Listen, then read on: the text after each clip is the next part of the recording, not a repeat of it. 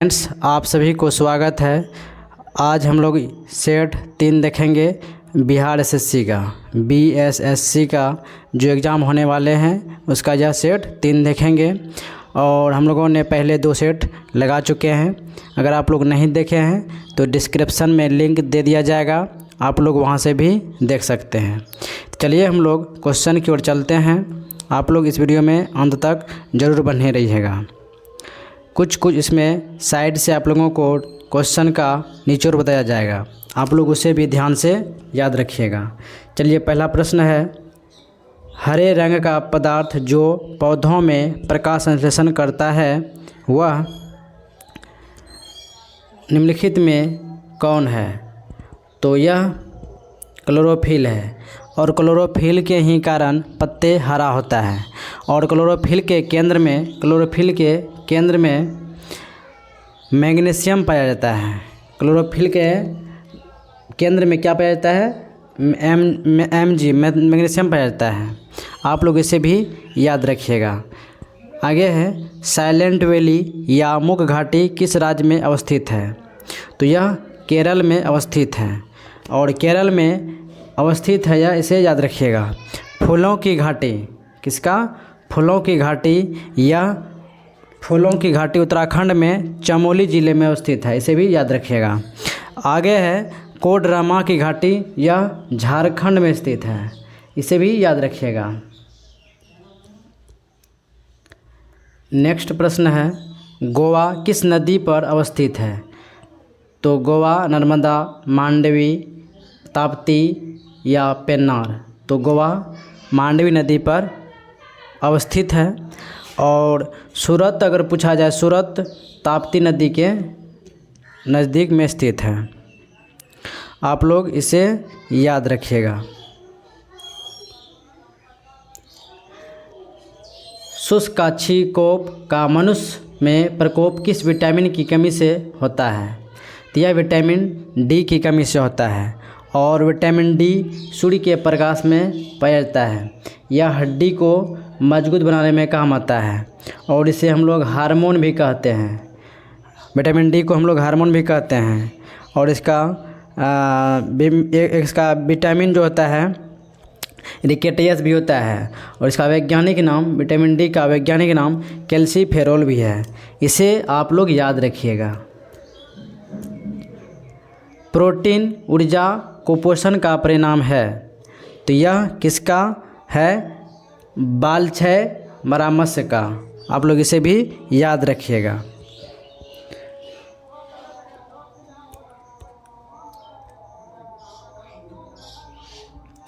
चलिए नेक्स्ट प्रश्न है,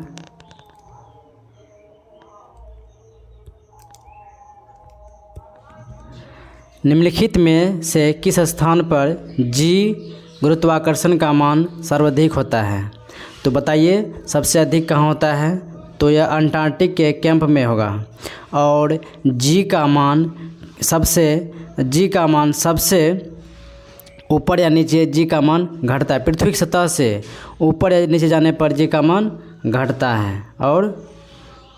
और इसे अगर जी का मान सतह पर पीछे पूछा जाए तो कितना होता है? 9.8 मीटर पर सेकेंड स्क्वायर होगा। चलिए हम लोग आगे देखते हैं, शरीर के किस अंग में खराबी में से मधुमेह रोग का प्रकोप होता है? यह पैनक्रियाज या अग्नाशय के खराबी के कारण मधुमेह या रोग होता है। अग्नाशय जो है यह मानव शरीर की दूसरी सबसे बड़ी ग्रंथियां हैं। और इसे हम लोग मिश्रित ग्रंथि भी बोलते हैं, इसे याद रखिएगा। प्रश्न है 71 में, ईबोला क्या है? ईबोला क्या है? तो ईबोला एक वायरस है, इसे भी याद रखिएगा। और स्वाइन फ्लू भी वायरस से ही फैलता है, इसे भी याद रखिएगा। प्रश्न, घेंघा रोग आयोडीन की कमी से होता है, यह निम्नलिखित में से किस क्षेत्र में व्यापक हो सकता है? तो आप लोग यह बताइए कि घेंघा रोग में आदमी को क्या होता है? तो घेंघा रोग में आदमी मतलब कि गला उसका ज़्यादा मतलब उठा हुआ लगता है, ऐसे हो जाता है इस टाइप में। और लेकिन यहाँ पे पूछा गया व्यापक हो सकता है तो यहाँ पहाड़ी एरिया में। चलिए नेक्स्ट है, विटामिन ए मुख्यतः कहाँ संग्रहित होता है? तो विटामिन ए मुख्यतः यकृत में संग्रहित होता है। और अगर पूछा जाए मानव शरीर के सबसे बड़ी ग्रंथियाँ कौन है? सबसे बड़ी ग्रंथियाँ यकृत है। और इसका वजन पूछा जाए तो यह 1.5 से 2 kg का होता है, यकृत का वजन। आप लोग इसे भी ध्यान से रखिएगा। और अगर पूछा जाए आरबीसी का नष्ट कहाँ होता है? तो यह यकृत में ही होता है, इसे भी याद रखिएगा। आगे है, मादा क्यूलेस मच्छर निम्नलिखित में से किस रोग की वाहक है? मादा, तो यह फैलेरिया का है। और इस रोग को हाथी पाँव भी कहते हैं, आप इसे याद रखिएगा। समदाब रेखाएं निम्नलिखित में से किसको प्रदर्शित करती है?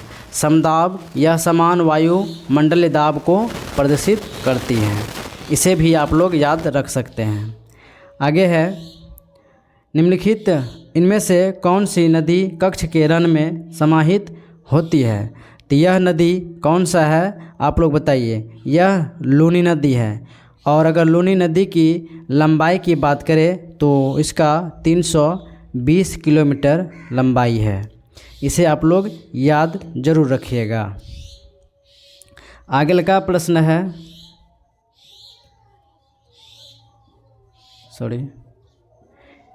सॉरी ये हो गया है, ये देखना है। थायराइड ग्रंथि का स्थान कहाँ है? थायराइड ग्रंथि का स्थान कहाँ है? यकृत में, कांख में, गला में, इनमें से कोई नहीं। तो थायराइड कहाँ होता है? यह गला में होता है, आप लोग इसे याद रखिएगा। और थायराइड ग्रंथि एक अंतःस्रावी ग्रंथियाँ है, इसे भी आप लोग याद रखिएगा। प्रश्न है, साधारण नमक का रासायनिक नाम निम्नलिखित में से क्या है?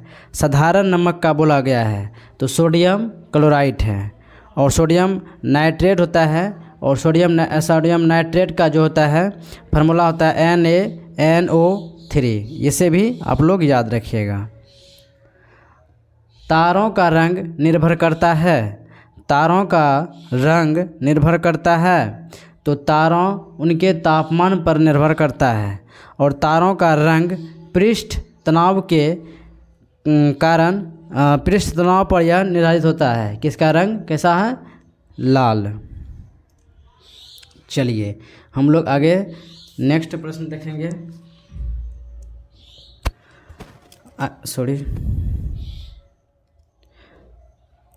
डॉक्टर नॉर्मन ई बोरलॉग किस देश से संबंधित है? तो यह किस देश से संबंधित है? यह अमेरिका से संबंधित है। और डॉक्टर बोरलॉग विश्व में हरित क्रांति का जनक माना जाता है, हरित क्रांति का जनक इसे माना जाता है। और बोरलॉग पुरस्कार 1972 में दिया गया था, इसे भी याद रख सकते हैं। और भारत में हरित क्रांति का सर्वाधिक प्रभाव गेहूं पर पड़ा था। और भारत में MS स्वामीनाथन हरित क्रांति के जनक माने जाते हैं, इसे भी याद रखिएगा। आयोडीन टेस्ट का प्रयोग किसकी उपस्थिति जांचने के लिए किया जाता है? आयोडीन जो है यह कार्बोहाइड्रेट को जांचने के लिए हम लोगों को यूज करते हैं। अगर कार्बोहाइड्रेट में कार्बन, हाइड्रोजन और ऑक्सीजन का अनुपात पूछा जाए तो 1:2:1 रहता है, आप लोग इसे याद रखिएगा। और कार्बोहाइड्रेट 3 प्रकार के होते हैं। कितना प्रकार का होता है? 3 प्रकार के होते हैं। एक होता है मोनोसेकेराइड, दूसरा होता है डाइसेकेराइड, तीसरा होता है पॉलीसेकेराइड, आप इसे भी याद रखिएगा। भारतीय संविधान का कौन सा अनुच्छेद छुआछूत उन्मूलन से संबंधित है? छुआछूत से अगर पूछा जाए तो इसमें सही आंसर होगा आपका, छुआछूत से पूछा गया है ना, तो आंसर होगा C। छुआछूत से संबंधित अनुच्छेद 17 संबंधित है। और अगर 14 की बात किया जाए, इसमें क्या बोला गया है? विधि के समक्ष समानता के अधिकार से संबंधित, यह यहाँ से होगा। और 15 में है मूल वंश, जाति, लिंग, जन्म स्थान के आधार पर भेदभाव नहीं कर सकते हैं। 18 में है उपाधियों का अंत। तो चलिए हम लोग आगे